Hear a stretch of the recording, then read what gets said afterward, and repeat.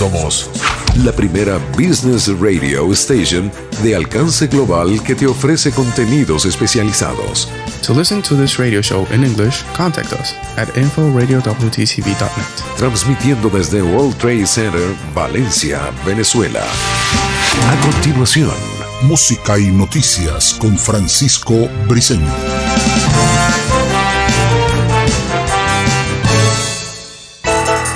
Transmitiendo desde World Trade Center, Valencia, Venezuela. Bienvenidos a la plataforma comunicacional de World Trade Center Radio Music and Business y esta nueva entrega de música y noticias que emitimos en vivo desde el World Trade Center Valencia en Venezuela. Estamos bajo la dirección general de José Ramón Montiel, en los controles Sandy Rivero y frente a los micrófonos Patricia Montero. Les recordamos que este espacio llega a ustedes gracias al patrocinio del Hotel Hesperia World Trade Center Valencia Vive en Grande. Iniciamos revisando los titulares de las informaciones destacadas de este jueves 14 de marzo de 2019 que vamos a estar ampliando para ustedes en esta entrega de música y noticias. Vamos con economía. Producción de petróleo en Venezuela cayó en febrero. Wall Street cierra al alza y lleva el índice S&P 500 a su máximo en 2019. Conglomerado indio Reliance deja de comprar petróleo venezolano. Boeing entre la espada y la pared tras la suspensión mundial de los 737 MAX. OPEP destaca necesidad de más recortes al suministro en 2019 por mayor oferta rival. En internacionales, 2 exalumnos perpetran matanza en un colegio de Sao Paulo. Ciclón bomba en Estados Unidos deja al menos un muerto y más de 1.000 vuelos cancelados.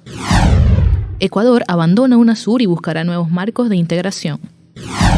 Gobierno y oposición de Nicaragua reanudan diálogo tras liberación de presos políticos. En Venezuela, dolarización de facto ganó terreno entre sombras de apagón en Venezuela.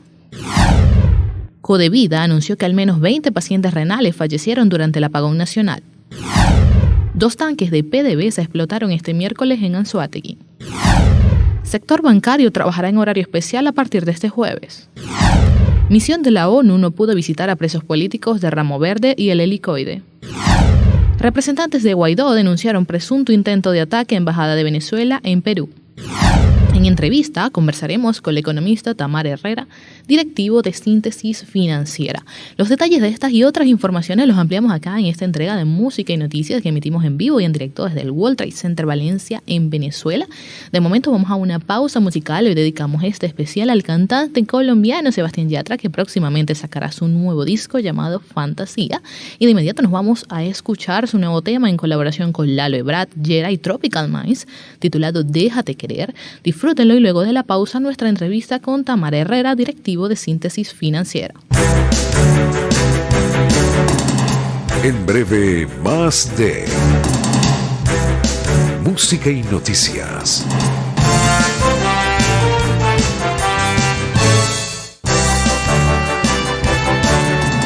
Seguimos con música y noticias.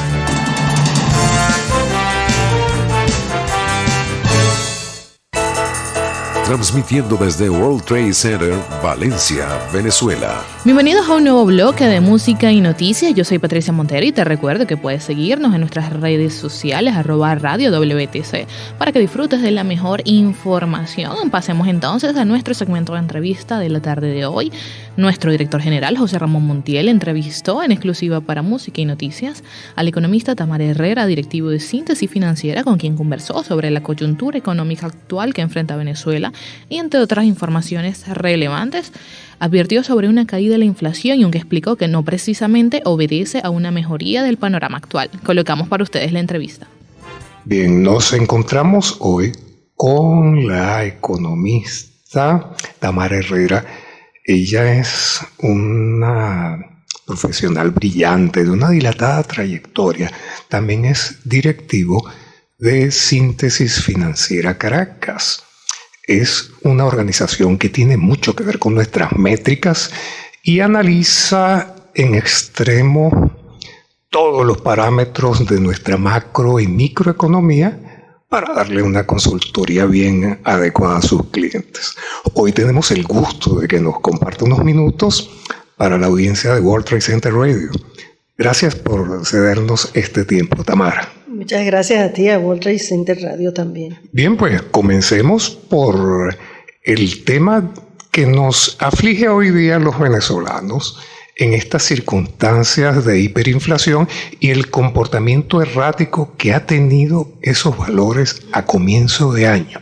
¿Podría, de los estudios que ustedes han hecho, sintetizarnos el motivo de esa variación en lo que fue enero y febrero? Sí, lo que reconozco que la verdad que es lamentable, es triste porque vemos un descenso de la inflación que debiera ser lo más beneficioso y lo vemos por las peores razones. Es por la profundización de la depresión económica,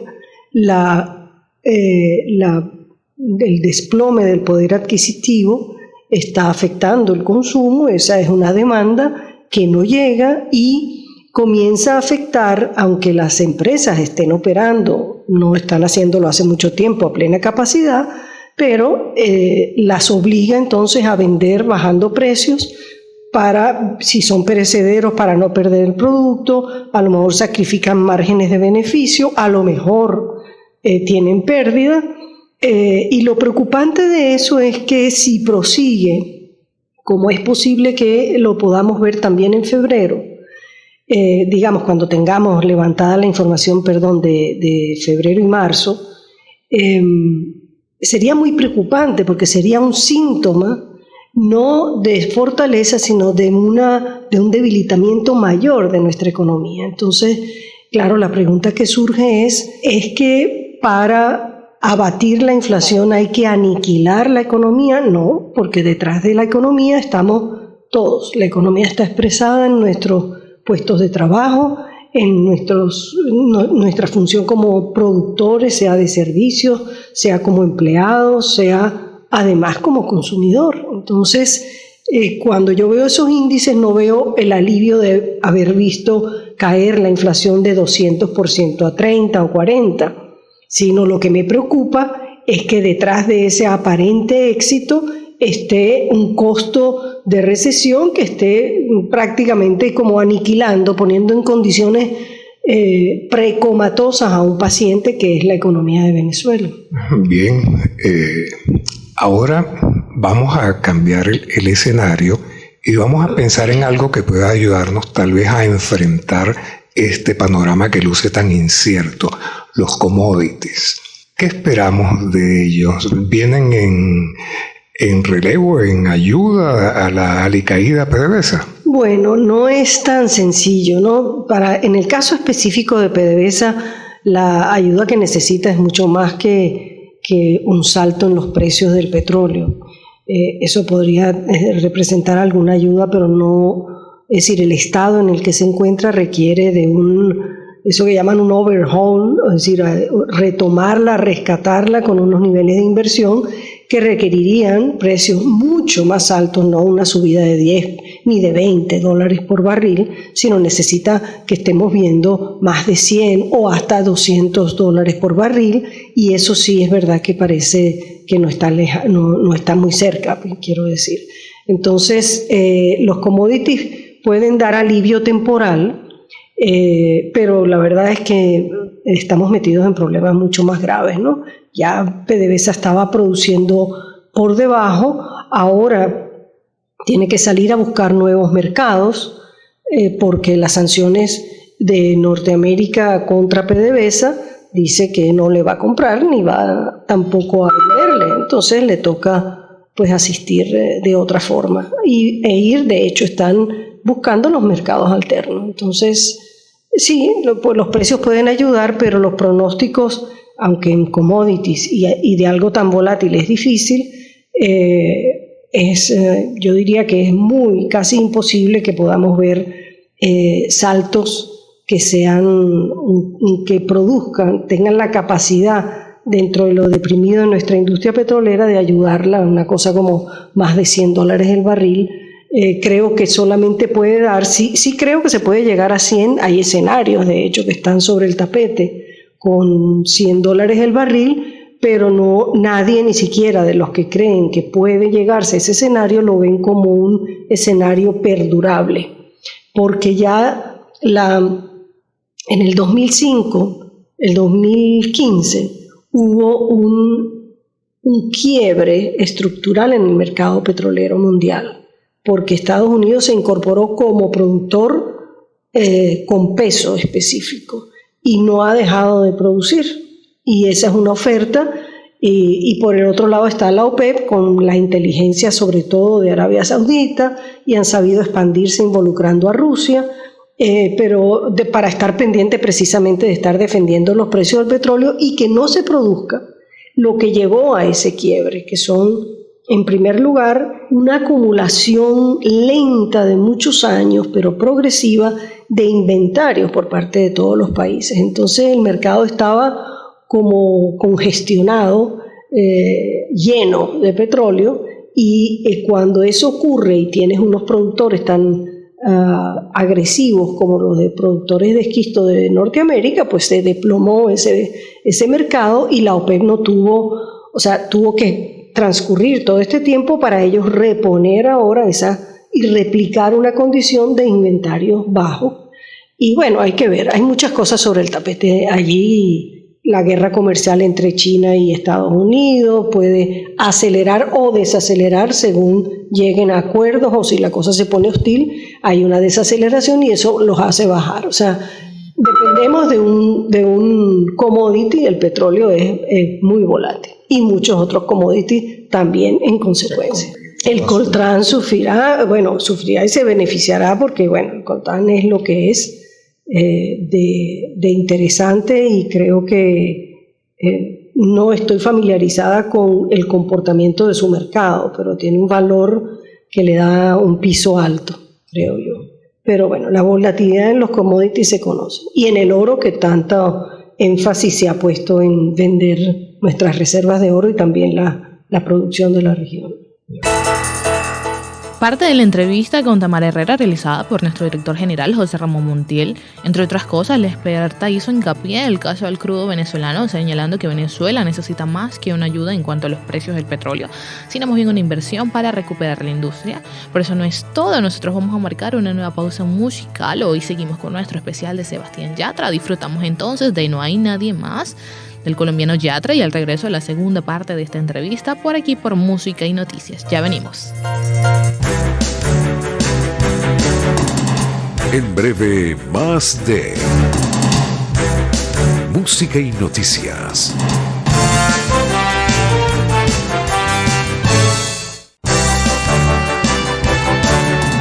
Seguimos con Música y Noticias.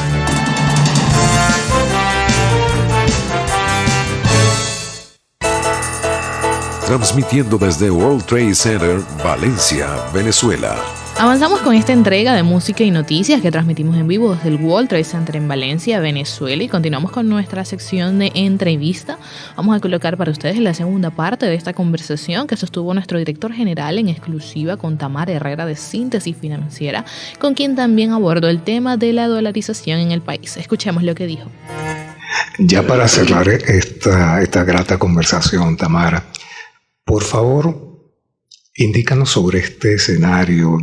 Vemos que día a día la dolarización de facto se está adueñando de la situación local. Considero que eso va a causar un impacto desordenado en el entorno económico venezolano. ¿Consideras tú que ya es momento de ir y ahondar hacia esa medida como una posible solución ante esta hiperinflación? A ver, la dolarización es un fenómeno inevitable en los países en los que colapsa la demanda de dinero y se pierde la confianza en la moneda. Y en las hiper no son sino el reflejo de eso. Y por eso está sucediendo y por eso va a continuar. Se puede llegar, sin embargo, a situaciones tan paradójicas como la que está volviendo a vivir Zimbabue, que transó otras monedas, que dejó de usar la suya porque la población sencillamente no la quería y se desató esa hiper. Ellos salieron con la dolarización formal, que es a la que se refiere tu pregunta, y ahora tienen el problema en este momento que ha llegado a haber escasez de divisas, o sea, de papel moneda en dólares, porque no lo produces tú. Entonces la situación allí es gravísima y eso me permite poner sobre terreno una experiencia adicional. Un magnífico ejemplo. Sí, porque por lo siguiente, la dolarización es una gran tentación desde el punto de vista de facilitación de la estabilización, ¿ok? Y tiene una virtud y tiene sus costos. Pero más allá de los costos tiene una importante vulnerabilidad y por eso es que si se tuviera, porque a veces no se escoge, sino que llega de hecho y la incorporas, porque los gobiernos no tienen la capacidad de rescatar la credibilidad y la única forma es ellos asumiendo entonces esa otra moneda. Y muchas veces he pensado que en el gobierno soterradamente está, cuando ha querido hablar tanto del petro quiere el euro por razones ideológicas, tontamente ni siquiera se plantea lo del dólar. A lo mejor ocurre porque Fidel tuvo un breve periodo de dolarización antes de sacar su petro convertible. Pero la dolarización es la forma más rápida y expedita de salir del infierno de la hiperinflación. ¿Cuáles son los sacrificios? Bueno, hay un sacrificio de parte del margen de maniobra de las autoridades monetarias, porque tú no puedes imprimir, porque eso asegura la estabilidad fiscal, fuerza a la disciplina y por lo tanto evita lo que es uno de los fundamentales determinantes de la hiperinflación, que es el financiamiento monetario del déficit. Pero ¿qué requisitos tiene? Tú tienes que ser un país muy exportador y diversificado como exportador, para que si no dependes de uno no caigan tus ingresos de exportación. El problema de estar con otra moneda es que tú tienes que vivir, producir, cobrar y vender y pagar en otra moneda. No te puedes endeudar sino sabiendo que tienes que tener la capacidad de honrar una deuda en dólares. Y este es un país que ha perdido completamente su capacidad exportadora, tiene que rescatarla, o no es que no la puede rescatar. Tiene uno de los problemas que yo pienso que existe también, es que los países que se han dolarizado, se han estabilizado pero no han crecido. Tú puedes decir, ok, yo decido que yo vivo con esta dieta y que lo único que puedo crecer es 1 o 2% por año. Tienes que asegurarte que tu población crezca menos que eso, y ese no es el caso nuestro. Lo que quiero decir es que si la economía no tiene la fortaleza para amarrarse a un tipo de cambio, puede entonces entrar en una recesión grave después de las primeras reacciones de rebote, de recuperación.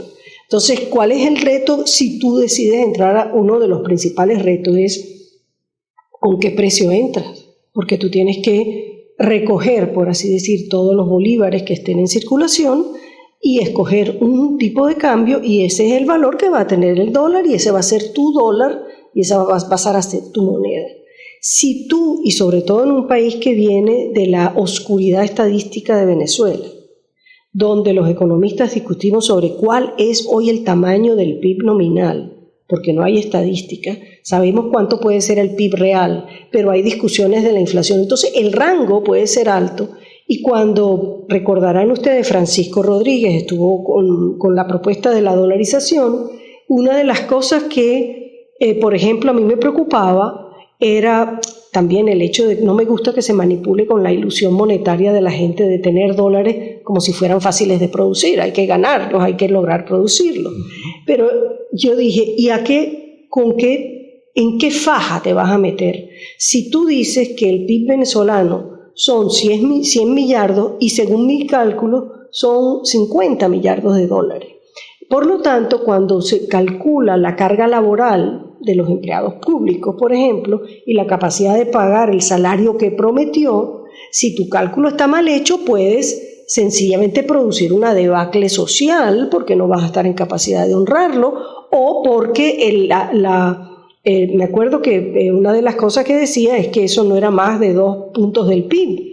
Yo le dije, ¿y qué tal si ese PIB está mal calculado porque no lo tenemos y tú dices que solamente son $2 millardos la carga laboral del Estado y resulta que en la práctica son 5? Entonces la promesa de $60 mensuales de salario es una promesa que no se puede cumplir, o te tienes que endeudar para cumplirla y tienes que endeudarte en dólares. Entonces o reduces el salario a 30, ¿ok? Entonces ese es solo un ejemplito para decir que si entras, no es que no puedes cambiar fácilmente. Esa es la forma de asegurar que un programa de ajuste estabilice de verdad la dolarización. Esa es su gran virtud. Pero si sale mal, caray, de ese cuarto no sales así nomás. Mientras que si un programa de ajuste que tiene las fragilidades de la dinámica política que hace que la disciplina fiscal no se sostenga, etcétera, etcétera. Pero si un programa de ajuste tiene alguna falla, tú puedes replantearlo. Pero tú no puedes replantear una dolarización. Ya la escogiste, esa es tu moneda y entonces desandar ese camino es además infligir un dolor en reversa también importante, ¿no?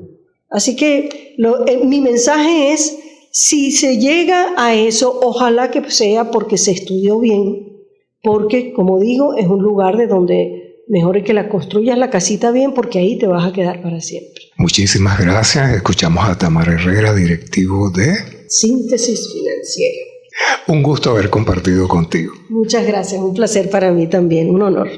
Bien, agradecemos a Tamara Herrera por esta entrevista exclusiva para World Trade Center Radio, cuyo resumen noticioso usted podrá leer en minutos en nuestro portal web de noticias, wtcradio.net, y cuyo audio también podrá reproducir y descargar desde la galería de Música y Noticias.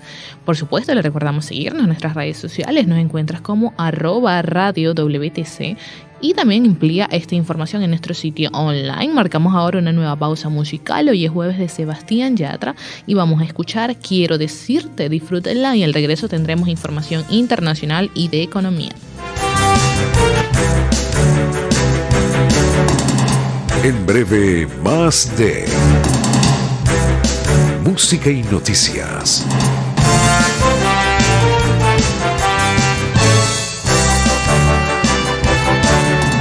Seguimos con Música y Noticias.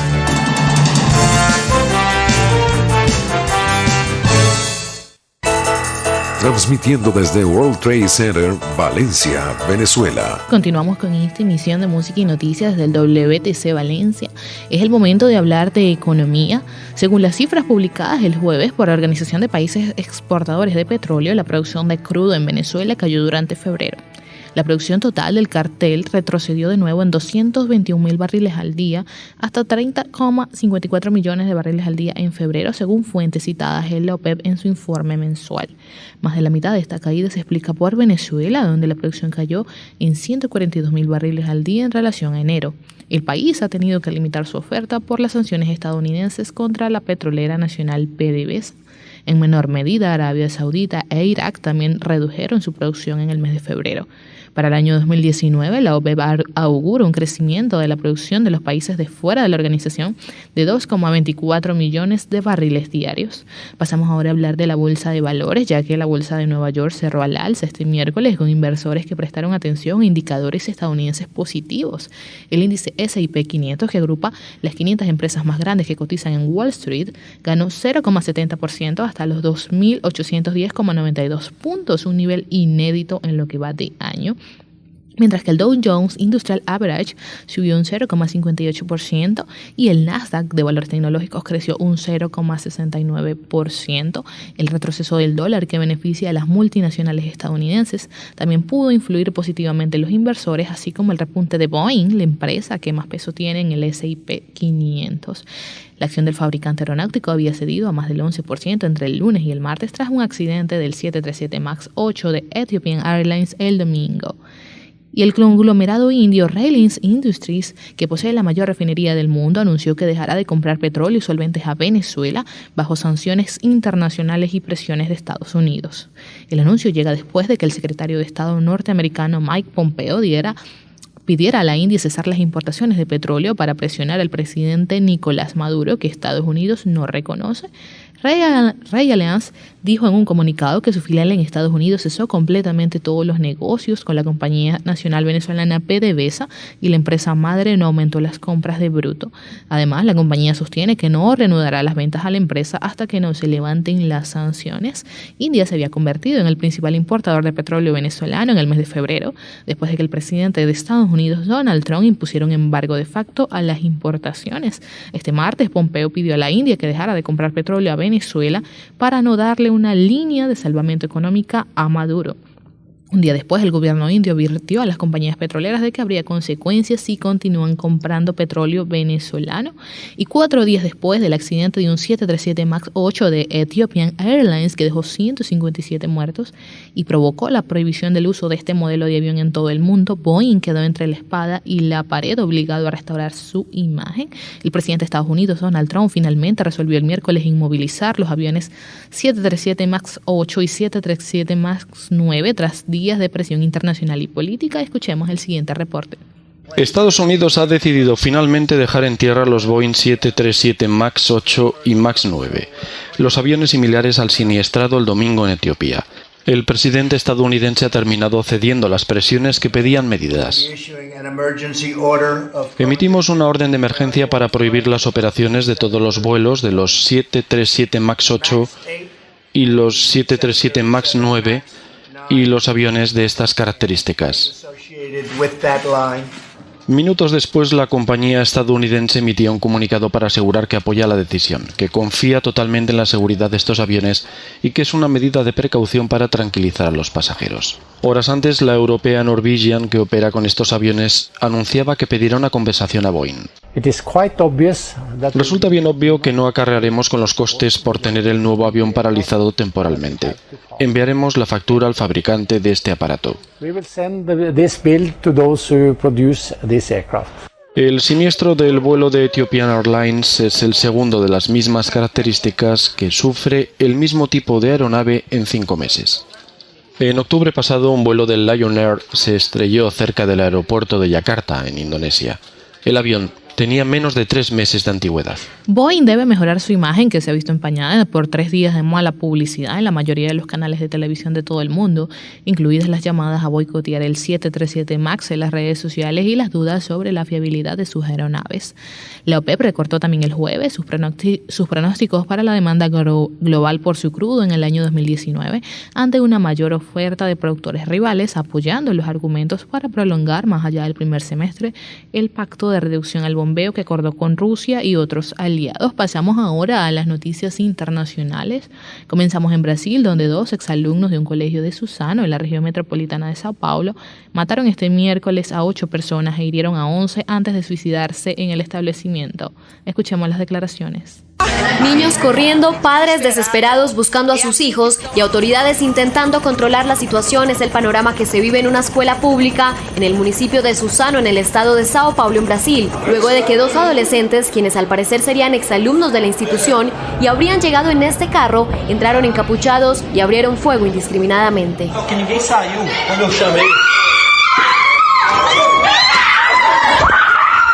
Entre las víctimas mortales hay al menos 5 estudiantes y 2 empleados. Según la policía, los 2 atacantes se habrían suicidado y más de 15 personas fueron trasladadas con heridas a hospitales cercanos. De estas, 2 más fallecieron.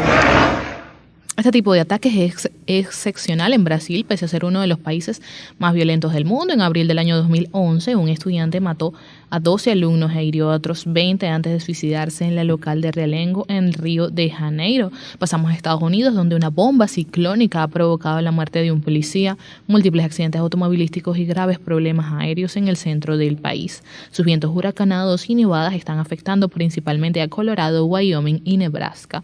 Uno de los estados más castigados ha sido Colorado, en donde un oficial de la patrulla estatal perdió la vida luego de ser atropellado por un vehículo que se salió de control en una carretera. Sin embargo, la policía de Denver también reportó al menos 125 accidentes de tráfico en la ciudad y decretó una alerta. El aeropuerto internacional de Denver, uno de los más importantes del país, se vio obligado a cerrar sus 6 pistas y canceló más de 1,000 vuelos. Se espera que la tormenta provoque fuertes lluvias en el área del este de Nebraska, Iowa, Wisconsin y Minnesota, donde la gran cantidad de nieve acumulada aumentará la amenaza de inundaciones en los ríos. Para este jueves se espera que el ciclón se debilite a medida que se desplace sobre el valle del río Tennessee. Vamos ahora con Ecuador, donde el presidente Lenín Moreno declaró este miércoles que saldrán de la UNASUR. Escuchemos la siguiente nota. De UNASUR. Como los legítimos dueños, hemos pedido... El presidente ecuatoriano Lenín Moreno anunció el miércoles la salida de su país de la Unión de Naciones Suramericanas, así como el pedido de la devolución del edificio que alberga la Secretaría General del organismo en las afueras de Quito. Eso significa que dejaremos de participar en todas las actividades de esa organización. No consignaremos ni un solo centavo más, ni un aporte más al presupuesto de la organización. Hemos iniciado los procedimientos internos para salir oficialmente del Tratado de UNASUR. Argentina, Brasil, Colombia, Chile, Perú y Paraguay habían suspendido en 2018 sus actividades en la UNASUR ante la falta de un secretario general. Con el abandono de Ecuador, el bloque, que en principio estaba integrado por 12 naciones, quedó reducido a solo 5: Bolivia, Guyana, Surinam, Uruguay y Venezuela. El presidente Moreno dijo que su gobierno pretende recuperar la sede del organismo, un edificio cuyo costo fue de unos $43 millones para entregárselo a la Universidad Indígena de su país. La UNASUR, creada bajo el impulso del fallecido presidente venezolano Hugo Chávez, se vio afectada por una marcada división política de sus miembros. La falta de acuerdo para la elección de un secretario general sumió en la inacción al bloque desde 2017. De esta forma, Ecuador se convierte en el 7º país en menos de un año que suspende su participación en el organismo, después de Argentina, Brasil, Chile, Colombia, Paraguay y Perú, que lo hicieron el 20 de abril de 2018. Por último, en Nicaragua, el gobierno y la oposición anunciaron este miércoles que volverán a la mesa de diálogo luego de que las autoridades accedieron a liberar un número no determinado de presos políticos. La opositora Alianza Cívica por la Justicia y la Democracia retornará este jueves a la mesa de diálogo con un compromiso efectivo de que su aspiración de liberación de un núcleo apreciable de personas que permanecen detenidas será contemplada. La alianza, que agrupa estudiantes, empresarios y sociedad civil, se habría retirado de la mesa de diálogo tras exigir el domingo al gobierno muestras contundentes de querer resolver la crisis desatada por protestas que dejaron 325 muertos, más de 700 presos y miles de exiliados. El gobierno ya había pasado de arresto a domiciliario a 100 personas al inicio de las conversaciones, pero la oposición reclama la liberación de todos los detenidos en el contexto de las protestas. El acuerdo que pone fin al impasse en las negociaciones que tienen como testigo al nuncio Valdemar Stanislav Sommertrack. El gobierno y la oposición acordaron reanudar las conversaciones durante un encuentro secreto realizado en la sede de la Nunciatura, según precisó la comunicación.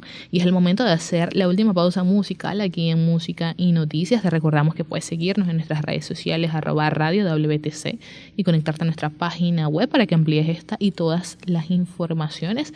Seguimos con nuestro especial de Sebastián Yatra y lo culminamos con una de mis canciones favoritas, su colaboración con Rake. Disfruten de Un Año y ya volvemos con información de Venezuela.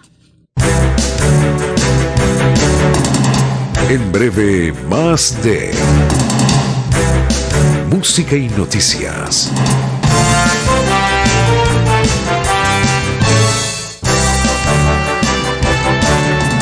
Seguimos con Música y Noticias.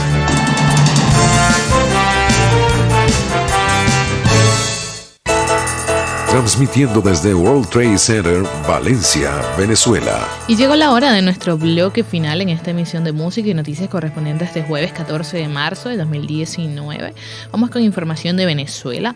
Según un especial de la AFP, la dolarización de facto de Venezuela se profundizó con el gigantesco apagón que paralizó al país.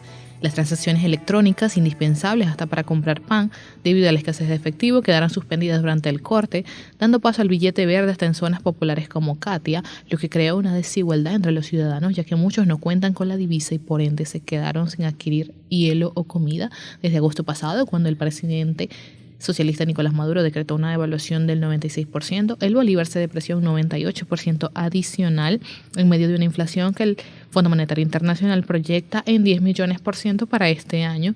El sueldo mínimo representa menos de $6 y por ello desde hace meses el dólar ganaba terreno al bolívar como moneda de uso en Venezuela, ya que muchos de los ciudadanos reciben remesas por parte de sus familiares en el exterior. Y si bien hay luz en gran parte del territorio, aún hay zonas en donde no se cuenta con el suministro eléctrico y se siguen cobrando los productos y servicios en moneda extranjera. Asimismo, los ciudadanos manifestaron su preocupación respecto a esta nueva forma de pago, pues temen que se mantenga. Hablamos ahora del director de la Coalición de Organizaciones Dedicadas a la Defensa del Derecho a la Salud y Vida, Codevida, Francisco Valencia, que denunció que al menos 20 pacientes renales murieron ante el colapso eléctrico que afectó todo el territorio venezolano por 5 días. A través de su cuenta de Twitter, Valencia informó que 5 personas murieron en Caracas, 1 en Apure, 2 en Lara, 9 en El Zulia, 2 en Trujillo y 1 en Yaracuy ante la falta de diálisis. Francisco Valencia aseguró que a la fecha hay personas que aún no han podido ser dializados debido a los problemas que esta situación ha generado, como la escasez de agua a nivel nacional. Por otro lado, Valencia denunció que se mantiene una persecución a las víctimas y sus familiares por parte de voceros del gobierno. El presidente de Codevida responsabiliza al ministro de Salud y a la presidenta del Seguro Social de lo que está ocurriendo con las unidades de diálisis, especialmente con las personas afectadas. Los pacientes renales requieren tratamiento dialítico 3 veces por semana con una frecuencia interdiaria y durante 4 horas al día. Estos son conectados a un riñón artificial que cumple con la fusión del órgano, limpiar las toxinas acumuladas en la sangre. Actualmente en el país existen 10.000 pacientes renales en peligro de muerte al no poder contar con estos recursos. Pasamos a hablar de PDVSA, donde al menos 2 de sus tanques explotaron este miércoles, según confirmaron las autoridades. Escuchemos la información. Venezuela sufrió un nuevo asalto contra sus recursos, según denunció el ministro de Petróleo del país sudamericano. Manuel Quevedo informó de un ataque a los tanques de almacenamiento de PDVSA, ubicados en la franja petrolífera de Orinoco, considerada como la mayor acumulación de crudo del mundo. Sin ofrecer más datos, el alto cargo responsabilizó por la agresión al senador de Estados Unidos, Marco Rubio, y al dirigente opositor, Juan Guaidó. La faja petrolífera del Orinoco es una extensa zona que abarca 4 estados venezolanos y donde operan varias compañías que explotan esta zona rica en crudo. En el año 2012, un complejo petrolero ubicado en el noreste del país fue escenario del mayor accidente de la industria petrolera nacional, cuando una explosión desató un incendio que dejó al menos 42 muertos y más de un centenar de heridos. Continuamos hablando del sector bancario nacional, ya que tanto los bancos públicos como privados empezaron este jueves un horario especial de atención al público en sus agencias, que estaría comprendido entre las 9 de la mañana y las 2 de la tarde, el cual se espera se mantenga hasta que logre normalizarse el sistema eléctrico nacional, que presenta fallas desde el pasado jueves. Por su parte, el Banco Mercantil subió un mensaje en sus redes sociales confirmando este horario especial, al cual prevén que se mantenga hasta nuevo aviso, por lo que pidió a sus clientes tomar previsiones. En otras noticias, el director ejecutivo de la ONG Foro Penal Venezolano, Alfredo Romero Mendoza, denunció que la Comisión Técnica de los Derechos Humanos de la ONU, que se encuentra desde el pasado 11 de marzo en el país, no se les permitió hablar con los presos políticos que se encuentran recluidos en las cárceles de Ramo Verde y el Helicoide. En este sentido, el activista para los derechos humanos afirmó que a pesar de que sí ingresaron a los centros penitenciarios, en ningún momento pudieron hacer contacto con los reclusos aprehendidos por acciones políticas durante el gobierno actual. Romero también señaló que están verificando los detalles sobre la misión de Bachelet en el país, ya que a su consideración la misión de expertos no son tontos como para no saber que les ocultan la esencia del problema. Cabe destacar que la misión técnica de trabajo de la Oficina de la Alta Comisionada de las Naciones Unidas para los Derechos Humanos de la ONU llegó esta semana a Venezuela con el fin de buscar garantizar a Bachelet que pueda reunirse con quien necesite para comprender mejor la situación de los derechos humanos en Venezuela.